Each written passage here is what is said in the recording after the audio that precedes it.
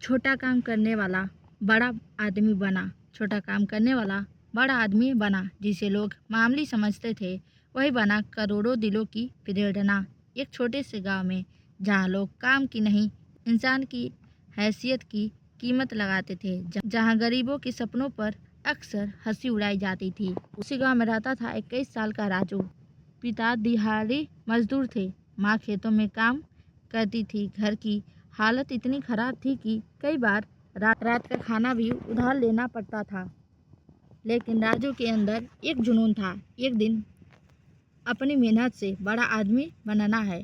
पढ़ाई बीच में छोड़कर राजू ने बस स्टैंड के पास एक छोटी सी चाय और नाश्ते की दुकान लगा ली। सुबह 4 बजे उठना, चाय बनाना, बर्तन साफ करना और रात तक काम करना। गांव वाले हंसते थे, देखो पढ़ाई छोड़कर चाय बेच रहा है, इससे ज़्यादा कुछ नहीं कर पाएगा। राजू सब सुनता लेकिन जवाब नहीं देता, क्योंकि उसके पास एक सपना था। कभी बारिश में दुकान टूट जाती, कभी पूरा दिन कोई ग्राहक नहीं आता। कई बार ऐसा भी हुआ कि दिन भर की कमाई सिर्फ 80 रुपये हुई, लेकिन राजू हार नहीं मानता। वह हर ग्राहक से मुस्कुरा कर बात करता और सोचता, आज छोटा हूँ लेकिन हमेशा नहीं रहूँगा। एक दिन शहर से आए एक व्यापारी ने उसकी चाय पी। उसने कहा, तुम्हारी चाय में स्वाद भी है और ईमानदारी भी।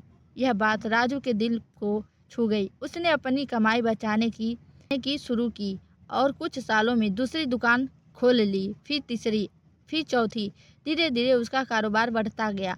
10 साल बाद राजू की अपनी फूड कंपनी थी। सैकड़ों कर्मचारी उसके साथ काम कर रहे थे। जिस लड़के के पास कभी दुकान का किराया देने के पैसे नहीं थे, आज उसके पास अपना बड़ा ऑफिस था। पूरा गांव हैरान था।